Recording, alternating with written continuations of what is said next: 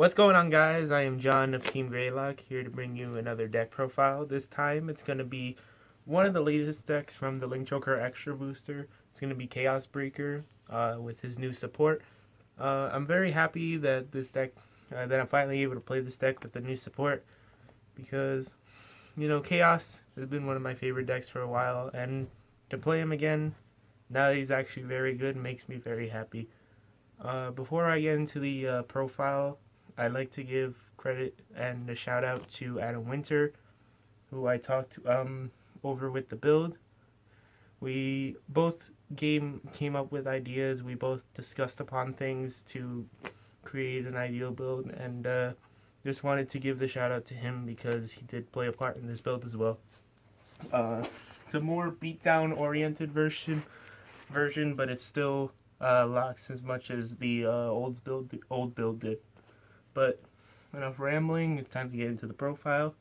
We start off with the starter, and it's Star-Vader Carbon. It's an irreplaceable starter. It just shoving the soul when your opponent has a lock card, you get to call grade 1. It gives you free resource to any grade 1 in the deck that you may need for a specific situation. We got new cards now, so it fetches more things, and it's really an irreplaceable starter, and the fact that it gives you soul fuel as well makes it even better for the deck. So yeah, Carbon is the best starter for Chaos Breaker. Then moving on to the grade 3s, we'll talk about the new guy. It's Star-Vader Chaos Breaker Dragon Crisis. He is the newest addition to the deck, and he is very good for the deck because he brings new plays for it. So on ride or on stride of a Star-Vader unit, you get to counterblast the Star-Vader in order to force your opponent to lock one of their cards. That in and of itself is very good because even early game you could force your opponent to lock their starter, because at that point they're not committing much because they know what deck you're playing. Or even if they do, we have cards for that. But mainly it's just good to snipe out starters and then kill them with his second ability, which is whenever a card unlocks at the end of the turn. Whenever a card unlocks of your opponent's at any point in time, you can retire it and draw a card once per turn. That helps immensely because sadly it's only once per turn, but if it wasn't, it would be broken. It just allows you to be able to deal with problematic matchups like Messiahs or anything in the future that's going to be able to unlock their units, so that you can be able to get a free draw and just be able to recover resources without having to use resources like soul or anything like that. It's just straight up free. And the on stride allows you a continuous lock to your opponent's board every turn, so you could set up your grade 2s that need your opponent to have a lock card in order for you to actually go off. So the card is it's a very good addition for the deck, and just having another Chaos grade 3 makes it even better. So I'm very happy that we got this card, and it's been putting in a lot of work. It just can't run without it. I'm very happy we have it. Then 3 of the original Chaos Breaker. This card is still good because of the fact that in some matchups you may still it's still a good alternative ride. Most matchups the new Chaos Breaker just runs town for you. It does everything that you would want it to do, but we still play the old Chaos Breaker because he can still work well with the rest of the deck.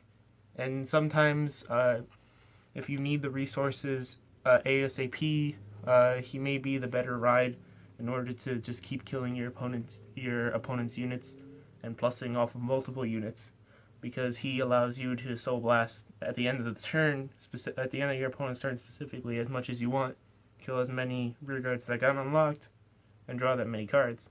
And he also is good for early game because he gets to lock a card on his own. It's a axe skill, but it's good for that reason too. Just early game locks, a good alternative ride. Still good in every which way. Still happy we're able to play him. Then we still onto Grade 2s. Still play for Photon.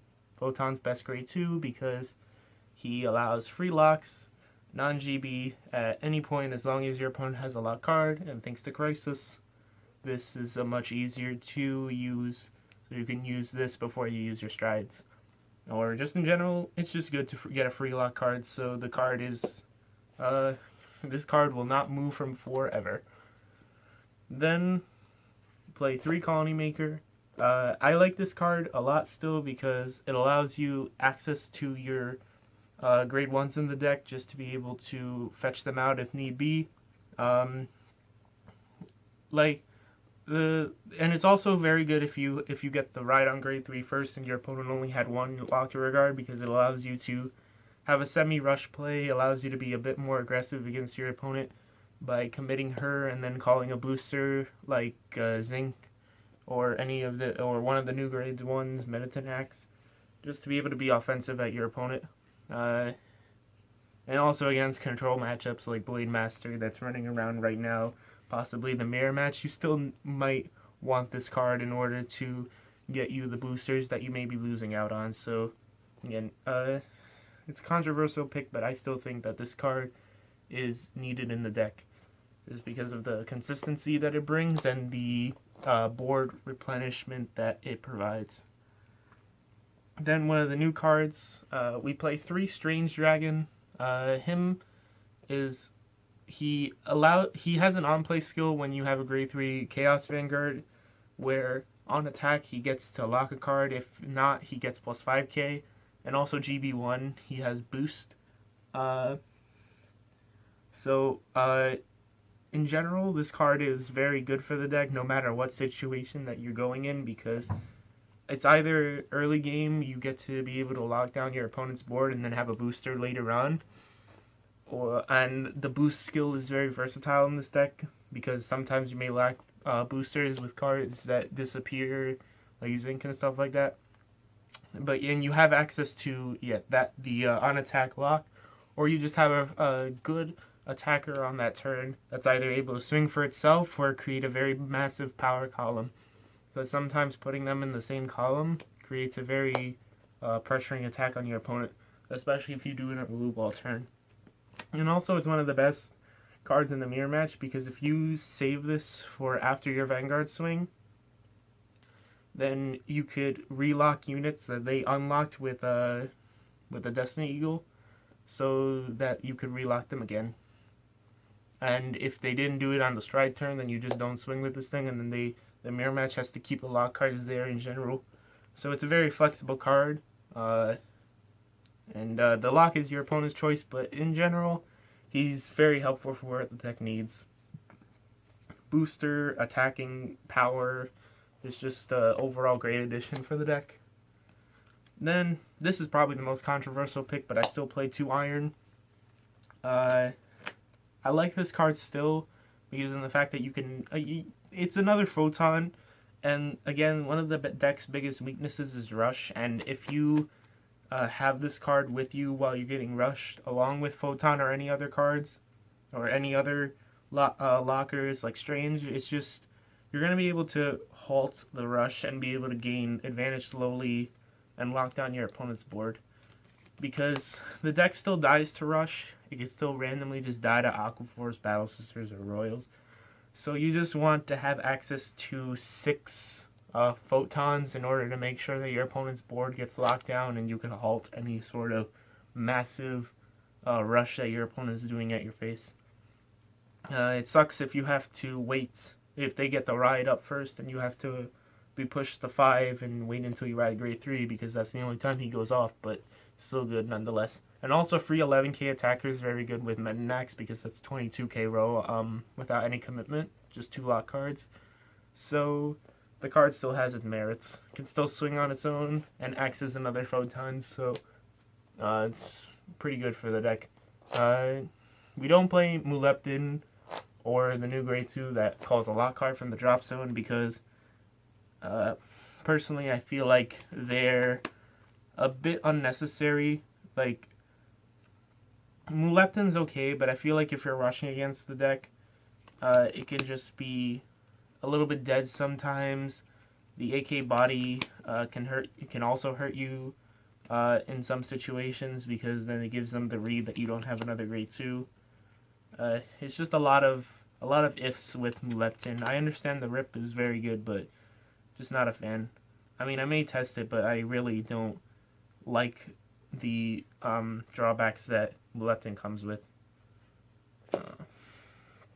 Then we play, on to grade 1s, we play 4 Cosmo Wreath PGs, the unflipping ones, because Counterblast can still be an issue sometimes. If your opponent is damage denying you, you just want to be able to make sure that you have these in order to give you Counterblast back. And personally, the new Star-Vader Perfect Guard is good, but it's mainly a meta call, because I feel like nowadays that with the way the game is, you don't really are able to have the 3 lock cards on your opponent's board, because they're just going to be playing around it, and they're just going to be unlocking their stuff. And even in the future, decks are going to get unlocking mechanics to screw over your own mechanic.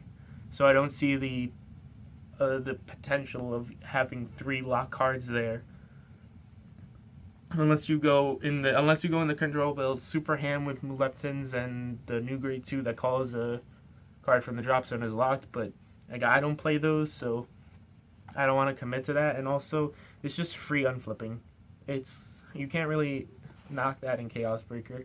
It's just an invaluable resource to have. And with me playing cards like Iron and Colony Maker and constant usage of Crisis's on stride, it's just it's invaluable sometimes. Then newest card, Penrose Gate. I'm hoping I'm saying that right. It's the new Star-Vader for Chaos Breaker. Specifically, only lets you stride into a Star-Vader the Star-Vader stride if you use it. But it's still usable. That covers a lot of cards, and even then you could make your you could save your grade 3s to go into non-Star-Vader specific strides, even though there's only 1 of them, I believe. But either way, his ability is that you could stride with him if you're going into a Star-Vader, and if you stride into a you can when you stride, you can Soul Blast 1 and check the top 7 for a Chaos card and add it to your hand. I don't generally use this as much unless it's early game and I've only seen like 2 or 1 Chaos Breaker out of the deck, and I'm just it may be there and I just want to check and see if it's there and shuffle. But sometimes the soul is so valuable in this deck that you may not want to use it. One time is likely, 2 times is sometimes, but you never really want to use it 3 times. I just don't feel like you build enough soul to merit doing it that many times. But the fact that we got another Stratasys, that's a Star-Vader, and it's not that's a Star-Vader, is very helpful for the deck. 3 zinc, probably the best support that Chaos could have ever gotten. Its effect is when your opponent has a lock card, you can shove it in the soul and counter charge 2 and soul charge 2. So on top of giving you 3 soul, it gives you, because it includes yourself, you also get to unflip 2. So it gives you all the resources that you could ever want in the game. You just don't want to spam it because you're losing a booster, and with the fact that you run her, Stride Fodders, and Perfect Guards, it's already losing a lot of boosters in the deck, so it's only really merited to do her once, and just keep the other ones for boosting. You just play 3 for consistency, so that you're able to have enough copies in the deck to use her. But she, again, invaluable resource. Can't run without it. 2 of this new guy, 2 Metonaxe. He's an upgraded form of Voltline. Except he's GB restricted, and his ability only procs if your opponent has 2 lock cards, and his ability is the on-hit Omega Lock as well as a +4, so he's an 11k booster. So on turns like Glueball, or just having this behind a Carbon or Strange Dragon on the turns that he's placed, hits for massive power columns, and it's a constant 11k booster. So it helps the deck immensely that we can have access to a card like this that just allows us to hit big power columns, and forcing out more than just a 10k or just a 10k shield out of your opponent from guarding one of your rigor attacks. So it's very welcomed, and the on-hit Omega Lock is threatening because sometimes you want to keep the lock cards. Sometimes it comes up where you want to keep the lock cards there in order to make sure that your next few strides are able to play over and lock down more things. So both abilities are very helpful, but the 11k is the best part about the card. Then we still play one charcoal. Unpopular opinion, but I still play one charcoal because if you need it in some matchups where you unfortunately ride old Chaos Breaker, sometimes you need access to the Limb Break, so you need to make sure that you have your Limb Break online, because if your opponent just denies you the ability to use your Limb Break when you ride old Chaos, you just are put in a very bad position. Because there's so many times where you ride old Chaos and you're only at 2 or 3, and you lock down your opponent's board, and your opponent just swings at your rear guard, and then your Chaos Breaker doesn't have the ability to go off, and then your ability is wasted. So at least with charcoal, you're able to have the ability set online, and if it gets damage checked, it sucks. But the odds that it gets damage checked and there's a point in time where you ride old Chaos Breaker, that's just very bad luck. So that's just my reasoning for it. Then on to triggers. Play 4 Paradigm Shift, because Paradigm Shift is one of the best support crit triggers we ever gotten. It started a whole trend with other triggers that just return to deck, just to return to deck and shuffle. But this returns to deck, shuffles, and locks you one of your opponent's back row if you have a Star-Vader Vanguard. So it just gives you more access to cards to ensure that you don't deck out, and it also ensures that you are locking down the opponent's board with other resources. And the fact that you can do it with a returning crit trigger is amazing. Your opponent does have to have a lock card though, I believe. Yes. Star-Vader and an opponent has to have a lock card.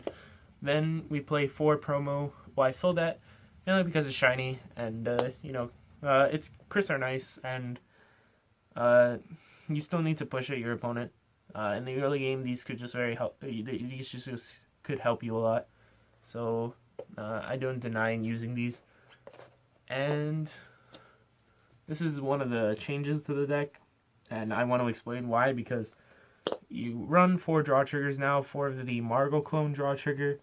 It's Star-Vader, Quark, Shoebill, Quark, Shoebill.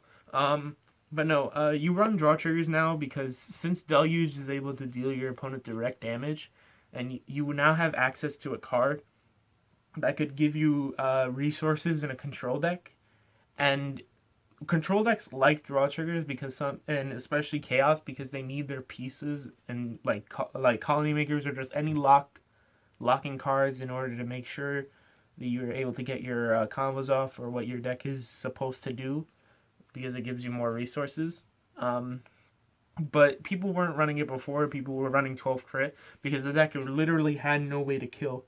We were running 4 Universe, we were running 4 Big Crunch, we were running all these cards that just kept your opponent on lockdown, and the only way we were able to win is by critting your opponent because we had no way to push. Now that we have Deluge, who runs up the damage for you, and Glueball, who's just able to kill your power up your lines and kill your opponent that way, you don't really need access to 12 crits because they're just going to be over excessive, especially on Deluge turns where your opponent's already pushed to 5. Sometimes the extra crit triggers can seem a bit excessive. So the draw triggers are very much welcome, and especially since Star-Vader's got a Margal clone draw trigger, that's super helpful. That's super beneficial. I've considered playing like 7-5 or 6-6, but there was actually points when I was playtesting this deck that I was playing against Glory Restricts that I needed the extra 10k shields. So I'm perfectly happy with running 8-4. I feel like 8-4 is enough. At most I would do 7-5, but I feel like 8-4 is working pretty well for me. And then 4 of Lacus Carina heal triggers. Still run these because Star-Vader Soul is not even important anymore, and You sometimes may use the effect. It's not very likely, but if you haven't been using Penrose Gate, the Unflip is still a nice thing to have access to. And you might as well run an effect heal trigger if it's not going to hurt you. Then we move on to Stride Zone. We run the Old Reliable, 4 of Chaos Universe. This card says that your opponent cannot play around what you want to do. It forces a lock card from your opponent's hand on. It forces a card from your opponent's hand to the board as a lock card without their choice, and you choose the circle. And then GB2, it forces your opponent to lock one of their cards. Sometimes you would rather you mainly do this as your first stride unless your opponent has a full board, but we have other options for that. And you would want to use its effect just to make sure you start ripping cards out of your opponent. And sometimes it's even the ideal second stride because some decks are a bit offensive and you just need to lock down their front row for a bit before you, and because you're not drawing into other resources. So you just want to make sure that you have you just want to make sure you can slow down your opponent enough. And the fact that you have the resources to do so is what's important with this deck. And I don't know, Chaos Universe is really unreplaceable. He's very good, and I would never play him at less than 4 because he allows you utility in some scenarios where you would actually need the second one. So yeah, the card's very good.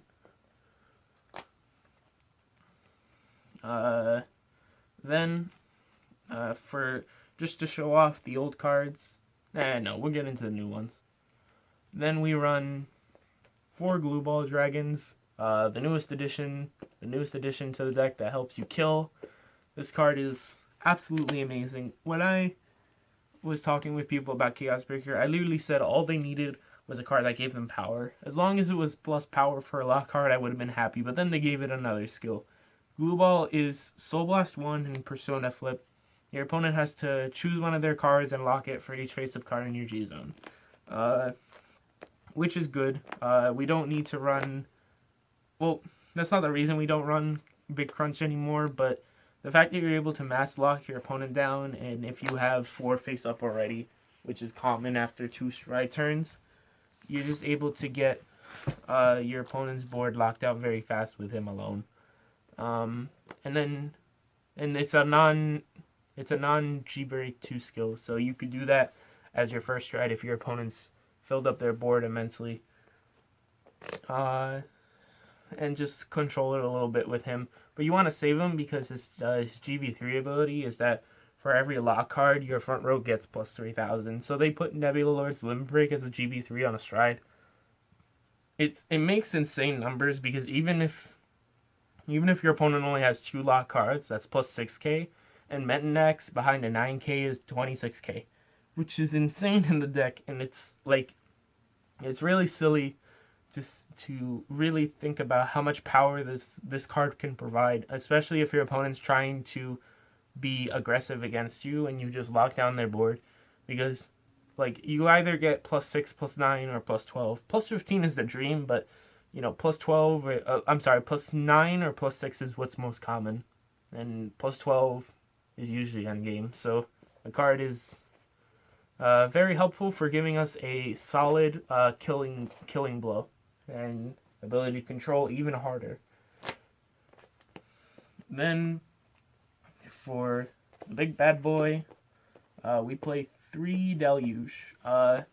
Deluge is super cool, is super nice, and it's another card that was very welcoming to Chaos. His effect is GB3, Soul Blast 1, and you can you then have to discard a card from your hand. Your opponent has to take 2 cards from their hand and place them down on the field as lock cards, and then if your opponent has 4 more cards in the damage zone, 4 less cards in the damage zone, you take a lock card and you put it in the damage zone face down. This is super helpful for the deck because even if your opponent starts... Well, let's start with the fact of its lockdown. Its lockdown is super good because of the fact that it bypasses resist units. The fact that even if your opponent has a full board of resist units, you can go into Deluge and then just start ripping, and then they have to either they have to call down the lock card somewhere. Even if it's on top of resist units, they still have to go somewhere. So the fact that he's able to do something even if your opponent has a full board of resist units is very helpful for you. And the dropping part of his effect is compensated with the fact that we run draw triggers and such, so you shouldn't have too much of a problem getting to the point where his discard should be an issue, because it never really is an issue. And also you could play around with it, because since Crisis allows you to lock a card before him, you're able to lock down units, and then you could forcefully choose where these lock cards are supposed to go. So if your opponent has a front row of resist units, but a back row of like non-resist units, you could use Crisis, lock, you force them to lock, then call Photon, they have to lock something else. Call Paradigm Shift, they have to lock, and then you use this to force them to call the cards from their hand to the only two spots left, which is on top of the two resist units in the front row. And then the fact that you were able to just take a lock card anywhere, your choice, and put it in the damage zone face down, you're giving your opponent another damage without having to like put in that much effort. It gets around your opponent healing at 4, or from 4 to 3, which is one of the strongest time that you can heal, which is from 4 to 3. And it allows so much and puts in so much work that you can't not appreciate it in Chaos. And I'm very happy that we were able to get a card that allows not only the ability to lock down the opponent, but mess with their resources and give them more damage. It's so good, it's so helpful, and I know I said it a lot, but I'm very happy that we have it. Then we still run, this is the only non-Star-Vader stride. We run one Altwilder still, one GB8, because this is one of the only places where the GB8 still fits in Link Joker, in the Link Joker decks, and it's here because of the fact that he works very well with Deluge. If your opponent is not giving you a board for Deluge, is trying to keep their board low for Deluge, or your opponent is trying to keep their board low so that Glueball doesn't do anything for you, Altwilder's your guy, because then he's gonna rip at least 4, or it's normally 3, sometimes 4, and like the fact that you can rip 4 cards from your opponent and put them to make their whole board go into a lockdown state, and you just take away 4 cards because his ripping is based on your opponent's damage zone, but Deluge normally contributes to that, and he makes sure that your opponent has high enough damage to the point where his ability is actually consistent, is very helpful in the instances where they're playing around Deluge or Glueball. And the cost is high, Counterblast 1 and discard 2, but you should have the resources to do so in between draw triggers and Crisis' skill. And it's overall very helpful, because just having another option entirely to how your opponent tries to play around you is insane and is great for the deck. And it's not hard to get to GB8 when literally every single stride flips in some way or another. I don't know if I said it specifically, but Deluge Soul Blast 1 and flip anything. So in general, all your cards flip, so it's not hard to get to him. Alright, then on to G-Guardians. We run one of the Demon Maxwell. It's a free 5k shield. I'm for locking one of your back row. I'm still a little indifferent about it, because I'm not 100% sure if I should keep running this or the new G-Guardian Rare that's just Soul Blast 1 to draw 1, because they essentially provide you the same amount of guard as long as you draw something that's higher than as long as you draw something that's 5k shield or higher, and the other one doesn't force you to lock one of your backs. But at least this combos out with Destiny Guardian, so that you're able to, in general, just have a enable and have the Destiny Guardian enabled even if your opponent has one lock card. So that's still very helpful, and just to have a free, guaranteed 20k shield in the deck is very good. Your rears can just be big by Glueball, so sometimes this doesn't even hurt you that much. So it's still a good card in the deck. Then run one Lacus Carina, because this card can screw over with decks like Time Leap or anything that has disappearing grade 1s in the back row that try to play around Deluge, because she can just make sure to keep them there by locking down your own units. And sometimes this screws over Luard by locking down the grade 1s that they play in the back row or anywhere to cut off away from something like Spectral Blaster. So in general, the card is just overall very good. And even if they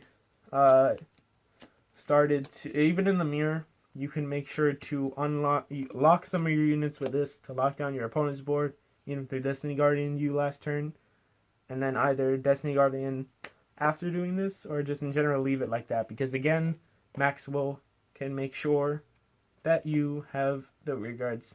Glueball can make sure that your rear guards are sufficient enough to be big and to swing at your opponent's face. But overall, in the mirror or in general, Destiny Guardian is going to be one of your most used G-Guardians because of how much not only shield it provides, how much counterplay it provides in the mirror match, and just the combo ability it has with Crisis. So its effect is, when it's placed on G-Guardian, you unflip 2, and you unlock 2 units of your own. Unlock 2 anywhere, and it gains 10k shield. So this card was not used before in my build because I didn't really focus on caring to unlock my opponent's stuff, and I was never really locking my own cards. But Destiny Guardian in this build is really silly because with Link Joker being meta now, the game, and I kind of hate this, but the game has kind of turned into a kind of deciding factor of who opens up their heal triggers, because then the heal triggers decide who gets access to their rear guards, because you just Destiny Guardian then open in order to avoid on your opponent's turn the ability for them to use Chaos Breaker Crisis' skill. And speaking of Chaos Breaker Crisis' skill, this works with Crisis, because Crisis says whenever he unlocks a card, his skill goes off. So you could guard for 36k, retire one of your opponent's front row units that you unlocked, draw a card, and then still... I personally feel like it's going to see a downgrade in play when other decks get more support that screws over with the lock mechanics, and you're not going to be able to use it that much. But for the time being, with how prominent Link Joker is, you want to have access and use this card as much as you can, because it's just that much of a power card and that much of a defense card. But overall, that was the deck, guys. I hope you enjoyed it. We're going to try to get as much deck profiles that we can of the most recent set. We're going to try to get the leaders, Messiahs, and... am I missing something? The leaders, Messiahs, Chaos. I'm sorry if I'm forgetting something, but we're going to try to get the leaders, Messiahs posted up as well. And overall, this is the way that I chose to build Chaos Breaker, and it's been working out pretty well for me. I'm very happy with the results, and I'm just overall happy that I can play my favorite deck again, because I've been waiting a long time for Chaos to be good, and I'm actually super happy that it is good now. Overall, thank you guys for watching and supporting our content. It would be greatly appreciated if you could hit the like button and subscribe in order to stay tuned for more videos, as well as comment, because I would love not only to discuss about the deck, but be able to talk to you guys. Overall, I'm very happy to have brought you this deck profile, very happy that you have watched the video, and hope that you have a good day and continue to have a better tomorrow. Anyway, thanks guys. Bye.